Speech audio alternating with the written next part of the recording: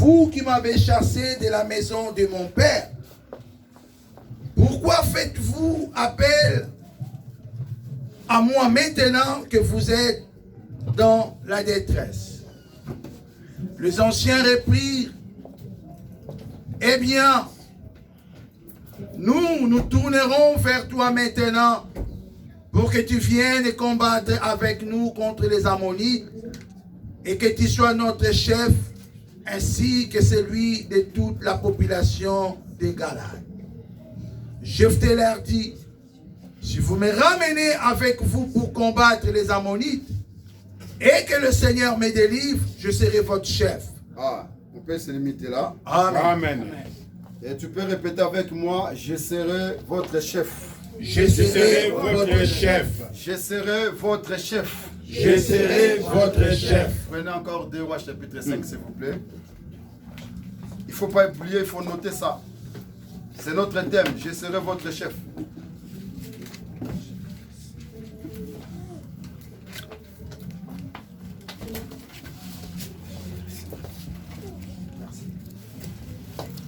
Verset.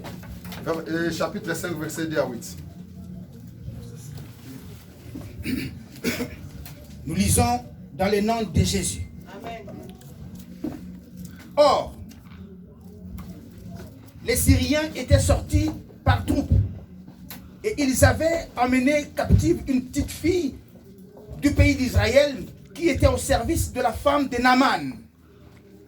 Et elle dit à sa maîtresse, « Oh, si mon serviteur était auprès du prophète qui est à Samarie, le prophète le guérirait de sa lèpre. » Naaman alla dire à son maître, « La jeune fille du pays d'Israël a parlé de telle et de telle manière. » Et le roi de Syrie dit, « Va, rends-toi à Samarie, et j'enverrai une lettre au roi d'Israël. » Il partit, prenant avec lui 10 talents d'argent, 6000 cycles d'or et 10 vêtements de rechange.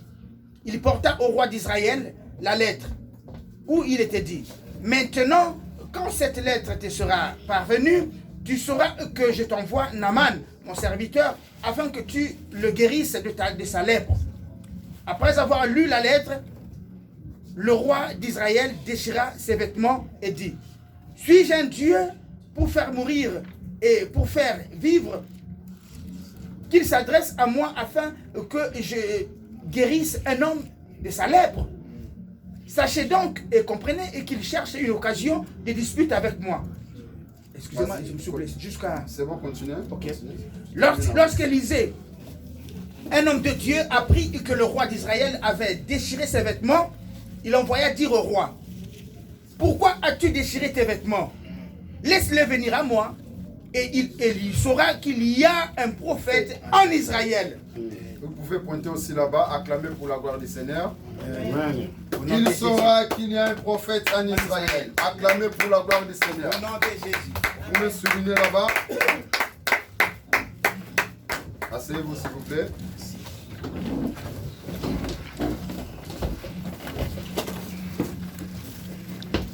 Que Dieu bénisse sa parole.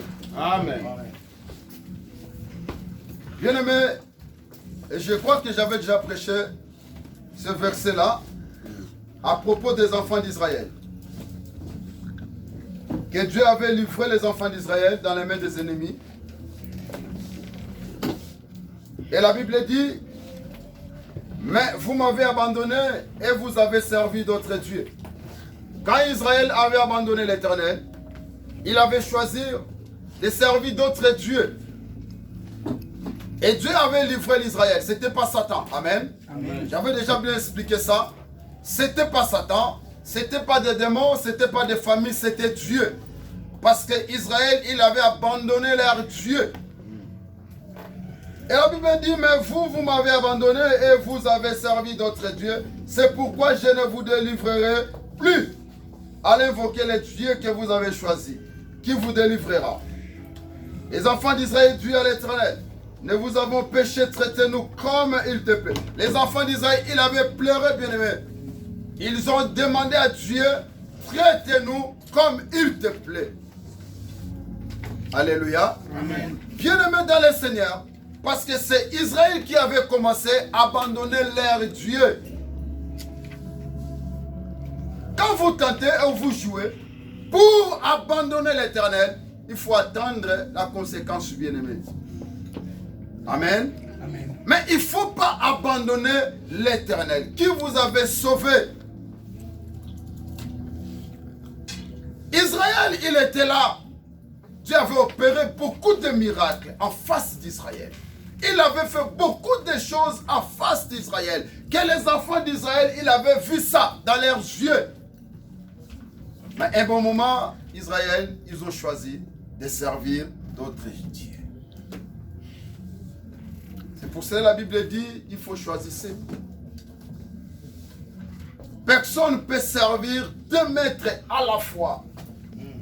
Non, bien-aimé, il faut choisir. Je vais servir qui? Je vais être à côté de qui? Je vais suivre qui?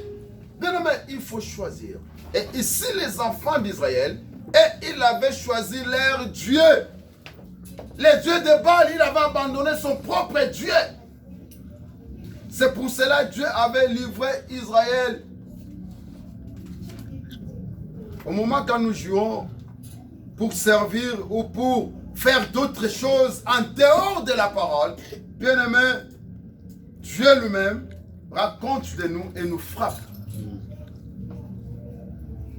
C'est pour cela qu'il faut arrêter, nous, les chrétiens, les enfants de Dieu. Et chaque chose, il faut dire Satan. Moi, je répète ça bien aimé à l'église. Tout le problème, c'est Satan. Tout le problème, c'est Kindoki. Tout le problème, c'est les démons. Tout le problème, non. Mais il faut retourner à nous, à vous. Qu'est-ce que j'avais fait? Est-ce que j'avais marché à l'obéissance de la parole de Dieu? S'il y a des problèmes, il faut bien regarder. Peut-être que vous êtes l'auteur de ces problèmes-là. C'est ça qu'est Israël. Que Dieu avait frappé Israël à cause de ça. Mais après, quand Israël, ils ont compris, qu'est-ce qu'Israël, ils ont dit? Les enfants d'Israël dirent à l'Éternel, nous avons péché, traitez-nous comme il te plaît. Bien aimé, il faut retourner à l'Éternel.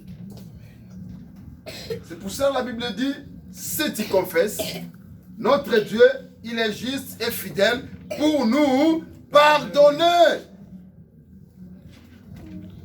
Il est là pour nous pardonner. Et les enfants d'Israël, ils ont retourné à eux-mêmes. Ils ont compris. Nous avons péché, traite-nous comme il te plaît. Seulement, donne-nous de livrer aujourd'hui. Ils ont été les dieux étrangers du milieu d'eux et a servi l'Éternel qui fut touché des maux d'Israël. Bien-aimés, ils ont abandonné les dieux étrangers. Ils ont commencé à servir leur Dieu. Et la Bible dit que Dieu était touché par rapport aux paroles qu'Israël avait prononcées. Il faut retourner à nous-mêmes, bien-aimés. Il faut retourner à nous-mêmes. S'il y a des problèmes qui arrivent, peut-être c'est vous qui êtes l'auteur de ces problèmes. Il ne faut pas aller accuser des gens par-ci, par-là, que non, ce sont des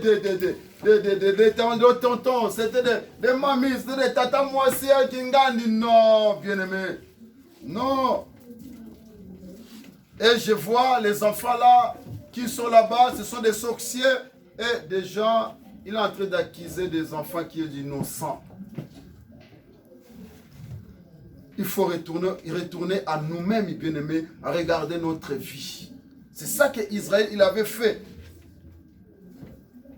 Et la Bible dit, les fils d'Amon se rassemblèrent et campèrent à Galad. Et les enfants d'Israël se rassemblèrent et campèrent à Mitzpah. Les peuples et les chefs de Gad se dirent l'un à l'autre, quel homme qui commencera à l'attaque contre les fils d'Amon, et il sera chef de tous les habitants de Galad. Maintenant, ils ont compris que Dieu il a renouvelé la confiance. Maintenant, il va aller combattre avec les enfants d'Ammonites. Mais qui maintenant avait allé, qui peut aller là-bas? Il n'y avait personne.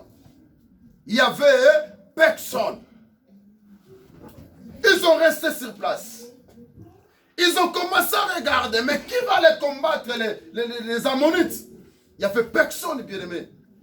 Et les anciens d'Israël, ils ont pris la décision. Le chapitre 11, la Bible dit, Jephthé le Galadite était un homme vaillant, héros. Il était fils d'une femme prostituée.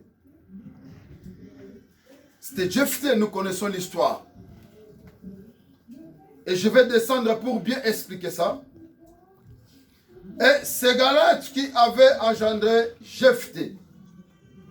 La femme de Galad lui enfanta 2 fils qui devenirent grands chasseurs Jephthé et lui dirent, tu n'hériteras pas dans la maison de notre père, car tu es fils d'une autre femme. Bien, mais c'est ça que ici l'histoire de Jephthé ça a commencé. Jephthé il était ensemble avec ses frères. Son père il était galadite. Et lui Jephthé il était israélite. Et sa mère était une prostituée. La Bible ne nous a pas donné les noms de cette femme, mais les noms ou les prénoms ou les post-noms c'était prostituée. Au moment où vous pouvez dire, le fils ou soit enfant d'une prostituée, il est enfant bâtard comme nous disons, il est inutile, sans valeur,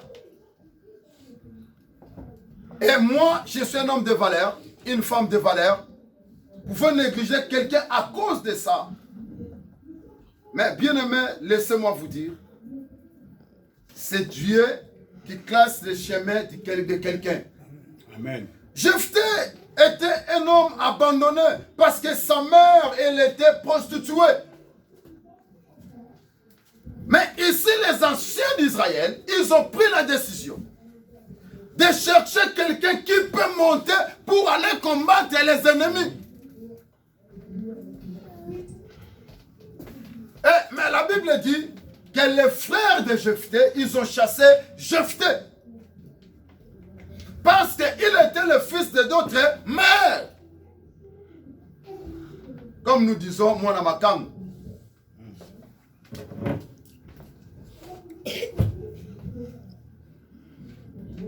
Et la Bible dit, Jephthé, il est parti loin de sa famille.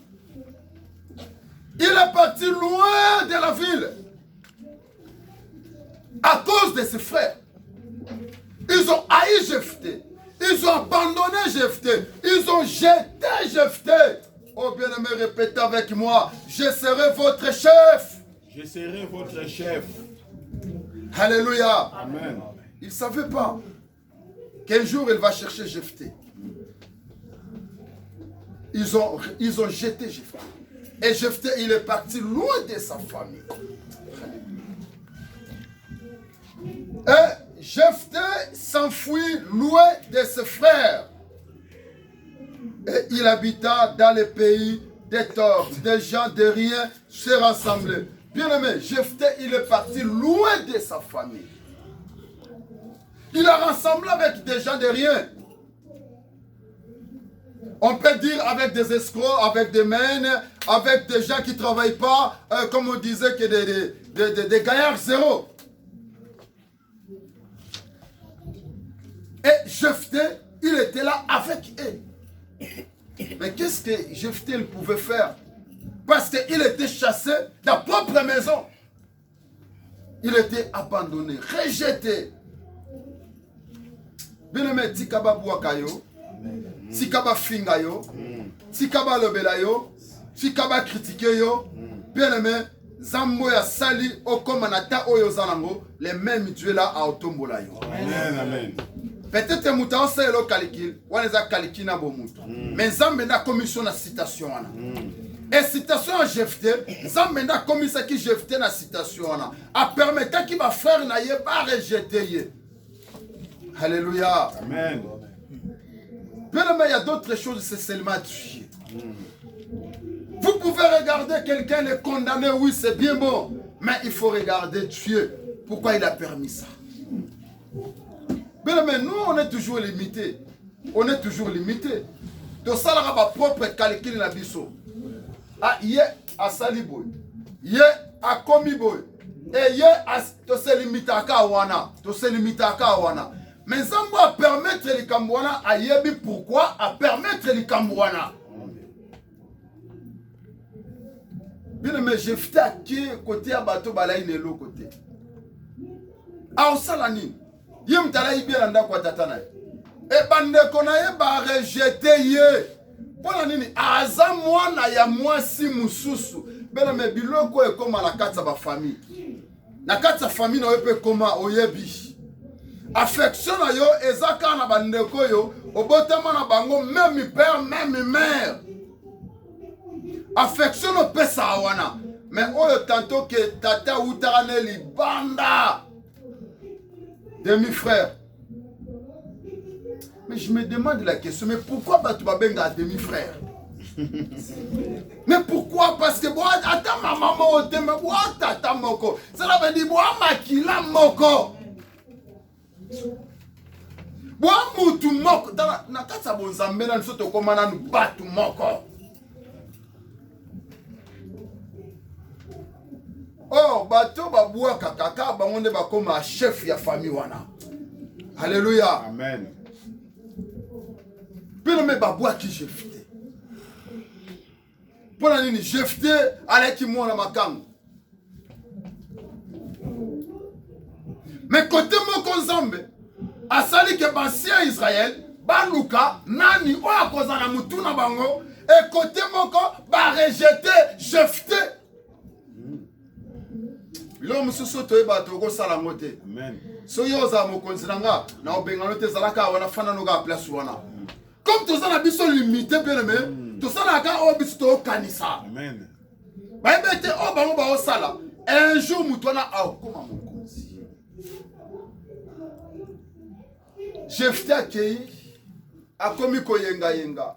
Akomi ko tambola tambola. Bien aimé ya ona no bakala mutu tala ko se justifia te na likambu yo kina matoi. Alléluia. Amen. Yoka yango betango kara. C'est comme si yo quitté. Mais est-ce que nemi na yo okoba lotanga akombole pa penser. Alléluia. Amen. Quand ça peut se succès. C'est ça que je sens dans les réseaux sociaux. Après ça mutu succès zo ebate. Aleke bandika ko finga ga mutu wana bandika ko finga tanga zo finga epe bat ba yeba ye tanga zo finga a otombama tanga zo finga mutazo yebana oh ona kingani ona ba ofinga mutazo yebana mais otombo l'adversaire na yo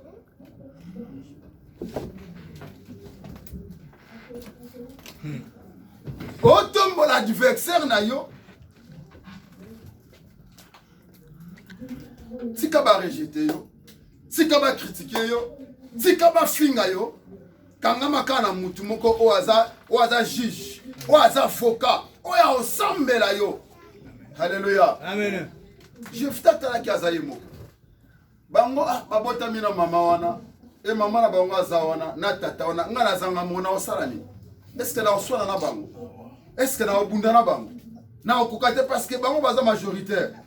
Na salani na bimana ga malembe na kende. Bien mais Jefta bimana e malembe pe akenda. Sans koluka ko finga, sans koluka ko discuter akenda na ye. Bien mais tala so linge milieu bien aimé na yo muta no bela ko mabe. Ko répondre de l'autre côté. Yoka yango c'est comme si tu as rien entendu. Mona likambwana c'est comme si rien mais linga et c'est pelane na motema. Alléluia. Si qu'elle est temps, bien mais parce que quand il y a tout le monde bateau va pour empêcher Bartimée. Quand bangona yeso atindagia. Alléluia. Au moins les ambassadeurs. Quand bateau va empêcher Bartimée, quand bangona yeso utiliser. Bartimée zo ganga, bazo empêcher. Mais yo, fanda wana. Biso to ali bosso. Mais non, au moins aza na sima mais a comme mutali bosso. Amen, amen. Alléluia. Amen. Mo comme so apôtre pato pese exemple mo wana c'est prendre exemple wana. Muto mona ki aza liboso Mais nzamba comme ça mutasima. Wana kata fil. Ngana ali boso et ala bat bana sima. Tovani tozela. Baka bola biso biloko. Pas surprise. Pamona que non, mutawa kabula bio comme na sima, cela il faut retourner. Temps de tourner, mutawa da la gina sima, a commis mutali boso acclamé pour la gloire du Seigneur.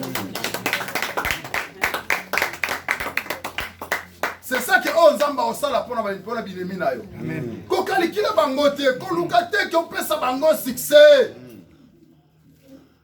Cha bango mupanzi, mais linga bango. C'est ça que oba barbare basalaki. Bayambi ba Paul très bien parce que Mali les alaki ba luki ba koni ba luki matitia bayambi bango ba pesi bango. Maintenant quand nyoka suit Paul. Hey! Tant quand nyoka suit Paul. Car les mêmes ibatouana, babalou keliban. Mouteux, à meurtrière, mouteux, ando qui mouteux, et toi, car les mêmes ibatouana bayambaki. Et après, nangoka bango bachanda ki langage. Bavandi bazeli pour la koufati avec nyoka wana abomaka. Bazeli, a koufate. Quand les mêmes ibango va changer langage. Mais si quand la caille binemi na yo va changer langage avant de comme en 2020. Amen. Avant de 6 décembre va changer langage. Va témoigner pour na yo. Amen. Va saler la yo propagande na internet. Bango bazolo ba kukunza ba osala bango ba tsango na internet. Bando témoigner munene na yo. Amen. Ya mona fo beta bango ka. Je fta ke musika famille. Bande kone batikali. Mais comme na tamoko o nzamba limbise sengeli siko baluka nana ozala liboso na bango. Parce que à l'époque Israël c'était comme ça. Ozo kende bitumba mutumo ka sengela sala toujours liboso. Même aujourd'hui c'est comme ça. Il y a chef d'opération toujours. Oh, akoy ko guider bino. Si ko nana ko guider Israël. Mutala été. Alléluia. Amen. Moutou azala quitté. Oh, Jephthé. Allah qui a abandonné. Oh, Jephthé. Azala qui rejeté. Oh, Jephthé.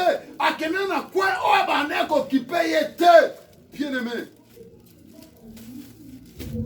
Est-ce que le loyo zaawa? On dit que place yo wuta. Na place yo komeko comme na place yo. D'ailleurs, mon habillé famille azana moté.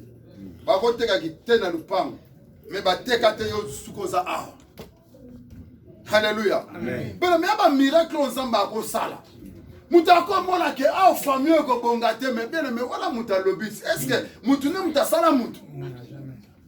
Nzambe ne muta sala mutu. Nzambe ne muta ebi fia mutu. Nzambe ne muta ebi fe ya mutu. Nzambe ne muta ebi marche ya mutu. Amen.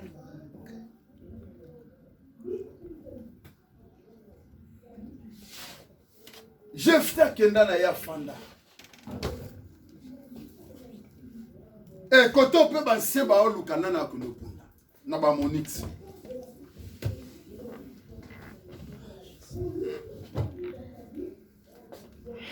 Et pour arriver va affronter maintenant Jephthé. Il va lobby.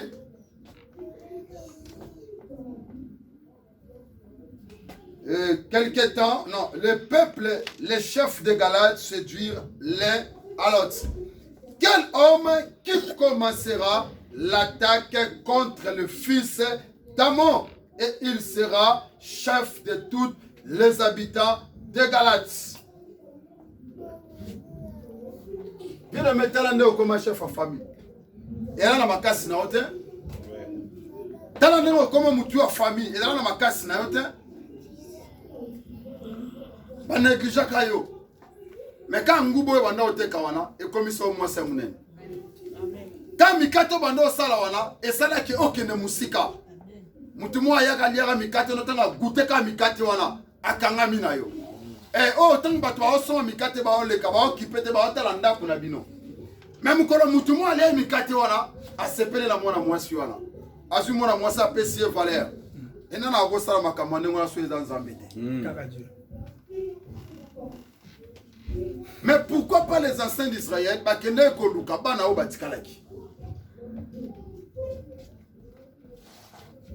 Tozo kende malembe malembe.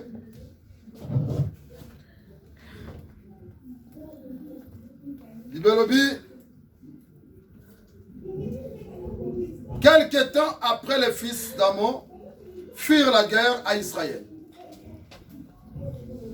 Et comme les fils d'Amon faisaient la guerre à Israël, les anciens de Gad allaient chercher Jephthé. Bamonite bandi kobundisa bana Israël. Bien aimé yoka. Nasima, ya confession. Nasima, ya ko abandonner ma bé. Bien aimé, eli kolobate ke bitumbeye la yote. Alléluia. Amen. Nasima ya ko jeûner, nasima ya ko prier. Elingi kolobate ke diable a ko yate. Non. Awa, bana Israël va confesser qui devant son Dieu. Va abandonner banzambe ya ba stats. Banzambe ya bikeko ba chefango mipanzi. Et par la bango c'était terminé. Zamba limbisi zamba yoki. Or après yango bibolobi ba monite bandi kwa ko pundisa bango. C'est ça que ça arrive aujourd'hui. So bando sambela alingi zamba peseka lelo. Alingi zamba sa eleka lelo. Ce makambe bandi ko arriver na vie na ye abandonner zamba. Or zamba permettre que loko moko et ça la na vie na yo et ya na vie na yo pour y intervenir. Et après ça, ba monite ba ko bundisa bana Israël. Et bala qui dispersé. Bala qui sous ma cité, bala sous na forcité. Lui on dit que ba ancien ya Israël, ba muta mutu ya Israël, ba ke koluka Jephthé. Mon azala qui abandonné. Bien aimé tika ane o avait si là. Ba lukayo na place au bango bazo kokate. Avant ne si la zamba selo makambo ya minene. Amen. Ozala qui négligé, ozala qui abandonné. Bien aimé, Zambe wana aotombola yo. 2020 ezala oyo zale lote. 2020 ya makambo asika. 2020 amutu asika. 2020 ya makambo asika na kata fina yo. Amen, amen, amen. Bien aimé ba oluka yo. Amen.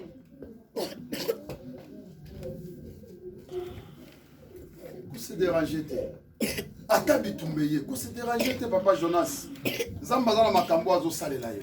Et ma petite chose, on les a bilo amikié. Amen. Pour meza tala alliance nous dans Zamba. Bela me muto za alliance na Zamba bangati. Amen. Muto sa sengi pardon pa Nzambe kotika na condamnation te. Yeba ke Nzamba sa limbisinga. Ata problème ye, yeba ke Nzamba okotelanga parce que la commissaire. Amen, amen. Kozo na Nzambe. Mais bana Israël ba comment il déjà saint liboso Nzambe parce que si ba confessa qui parce que si ba senga qui déjà pardon malgré ba monite ba ya ki binemi ba ba bundisa bango bien aimé Nzambe esengele kaka intervenir. Ibolobi ba ancien Israël ba ke koluka Jephthé viens tu seras notre chef. Netson di mato za chef na bango. Alléluia. Amen. Mais tous on dit matos à la chef na bango. Amen. Je serai la tête et non la queue. Alléluia. Mais esengelo zalaka mutu. Jamais okozala mukila okozala kaka mutu. Ko se négliger te. Mona kenaza mobala valeur. Mona kenaza mwasi a valeur. Mais ko se négliger te. Baoya oluka yo. Likambo nezo tungisa bango baoya oluka ka yo. Balinga te baoluka kaka yo. Bele moza na valeur. Bele menana ninde komoko no. C'est qui intéressant. Babi batu ba critiquer pourquoi ba cheye chef Yazan. Ah, atangate, aza zoba, aza illettré, atangate. À répondre de bango lobi oui. Est-ce que Moutou atanga? mutu atanga kolokota poubelle. Est-ce que mutu atanga bako tchaye pour diriger bateau ba kolokota pa poubelle?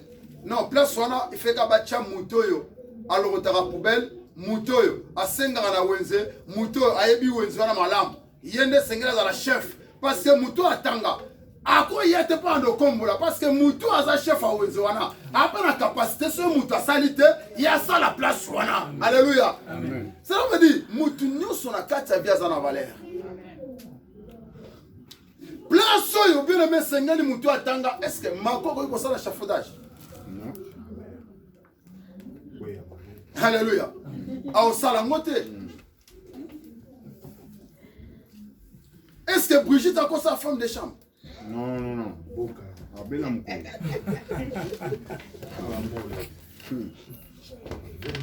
il y a la valeur en tant que Brigitte Macron. Femme de chambre peut à la valeur en tant que femme de chambre. Amen. Moutou na moutou à la valeur na ye. Alléluia. Moutou na moutou à la valeur na ye. Mouta bangi sayote. Yo kumba ba jeep, ngala yo kumba vélo. Yo kumba moto, ngala yo kumba vélo. Yo zala la bureau, ngala chef Hassan. Yo tambousa ensemble, ngala chef à parking. Otika assemblée te comme chef à parking. Alléluia. Amen. Moutou na mouta na valeur na ye. Yo zana valeur na yo, yo zana valeur na ye, ngape na zana valeur na nga. Amen. Mais pourquoi tu vas pas paniquer? Non, tika ya bongisa mi place wana. Yo po bongisa mi place wana. Yanga aloba sona ko luka musala, na sala ba jeter. Sona ko luka musala premièrement na sala ba jeter. C'est que ngeza la ani. Na olia semoule bien na tongo. Sona bi ke da place ambala liboso na olia bien semoule. Na lia ngo penza. Donc na bando récupérer ba makasi nyoso na vandaki na ndako. Tana okele musala wana. Ate ba biki baboya batunga baboya ngati. Amen, amen. Ate ba bi singa 620 na baboya te. Na obimisa makasi nyoso. Bonjour le musala. Secret na nga ya mwana. Siko na mutu azawa na zamboshe. A sala 7h du temps soit salité de 20 minutes à luki café, 10 minutes à luki café, 15 minutes à luki café, nga banana yaki na la poste. Alléluia. Amen. Et malamoko bazunga na musala. Et puis so bazunga na musala ba otika ngati. Na bimisi makasi tant ka ba embaucher na relati musala. Voilà. Alléluia. Amen. Na komi maman na valeur. Mais qu'on néglige place yozate, qu'on néglige le kozo salate.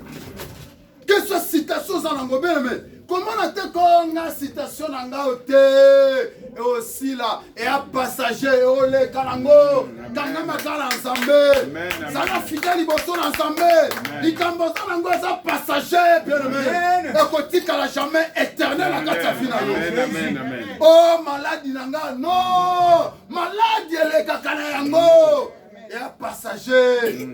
Et kotika la jamais éternel la kata finale. Jamais. Zamba permettre et le kabongo. Bien aimé, bako contacter Jefté. Alléluia. Toi na problème basi na micro là. Combien pour bébé?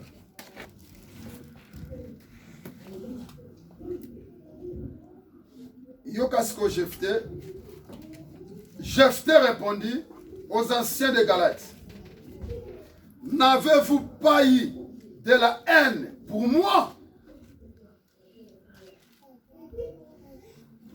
Et ne m'avez-vous pas chassé de la maison de mon père? Bokangela kinga ikandate. Est-ce que boina kingate? Bobengala kinga ite bien aimé. Tanga bande ko ba parole qui douleur. Boina kingai. Bobengala kinga ite na ndako ya tata na ngai. Bien aimé. Tala mutu yozo négligé a mutu atomba malobi. Amen. Lobi a mutu zambe mutayebi. Amen. Que ce soit citation à mutu bene zambe mutayebi. Évitez à qu'on néglige batuna vie. Linga mutu lo lenga azali. Se prend mutu lo lenga azali. Bene lobi na yeto yebite. Amen, amen. Lobi na yeto yebite bien aimé. Tout le monde est présent. Oui, tout le monde est présent. Biso, tu as limité. Tout le monde est présent. Tout le monde est présent. Oh, futur, tu n'as jamais comme on a. Tout le monde est présent. Tu critiques par présent. Or, le bien, tu es à casa. Qu'est-ce que ça le rappelle, les bien-aimés? Il y a évité que ça la ramabe. Éviter que ça la ramabe. Qu'est-ce que ça le rappelle? Il y a un ambassadeur qui s'est fait rappel. Abi, mais bokende pa ya nzambe na bino na babikisa bino tangu Israel azolela nzambe abi bokende pa banzambe na bino wana babikisa bino keba mutasa lo rappel o cha misu na sea papa sele kala ngo kaka yo pe makambo kala kala tino lo continue o tanga ngo kaka talanga na misu de ezala bongo talanga siko na misto talanga oye bisanga ba mozoloba ezala ba ndo kwanza mutu évitez bien aimé parce que mutana a fait le rappel un peu comme ça la que non papa to tika na biso ga tika tant peu tiki peu et yeba kena je fais le bibo ina kinga o bengala kinga na naku ya tata nanga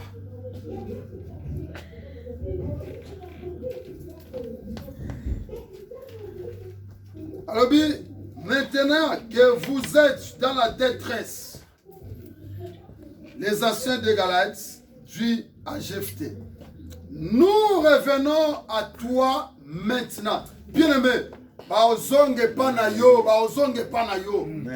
Baoyali susu ko lukayo. Tika bango calme, tika bango baloba, tika bango basala ba campagne, tika bango. Tika bango bien aimé, tika bango. Baya lukayo.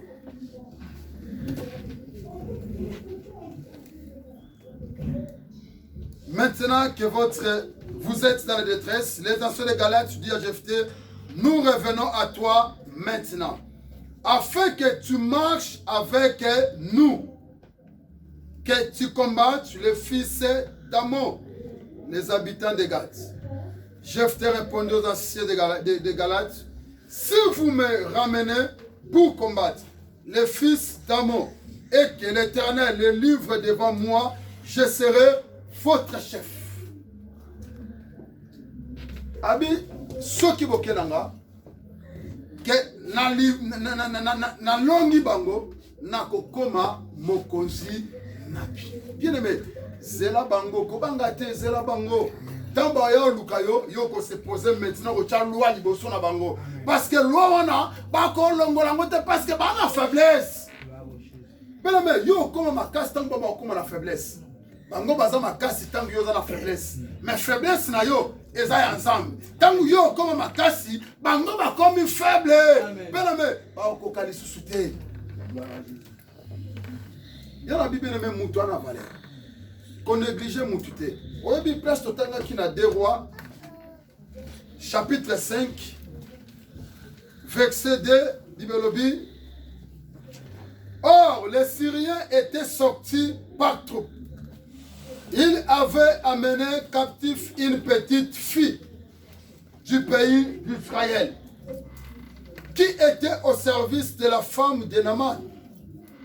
Et elle dit à sa maîtresse, or, si mon Seigneur était auprès du prophète qui est à Samarie, les prophètes les guériraient de sa lèpre.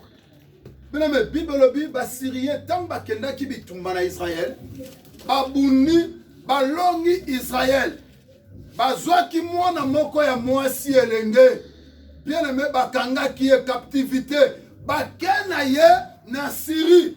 Or, Naaman chef ya armée, tant bien aimé tala, yango nazo insister, ko condamner mutu te oyo yebite nini nzamba osala liboso mutu wana. Citation na yozo passé, bien aimé, Zambende a yebi. Jeune fille wana esengela ka bakanga ye. Zamba permetta ki bakanga ka jeune fille wana bakendene na Syrie. Et maintenant, Naaman, chef ya armée, abandi malade. Tango abandi malade, jeune fille wana ebisi maîtresse na ye. Moi si ya Naaman habitala Seigneur Nanga. mokonzi na nga ayokai mawa jeune fille na yokai mawa que ce soit bakanga qui est abandonné famille na ye atiki famille na ye bakangi bake na ye mais ayokai mawa ya Naman soki ake na Samarie na Israël na mboka na biso eyala mutu na Nzambe moko eyala mutu na bileme Naman ba dépensa talaka chef armée asi proche ya roi ya mokonzi. Cela veut dire que le docteur n'est pas assis, le docteur n'est pas assis.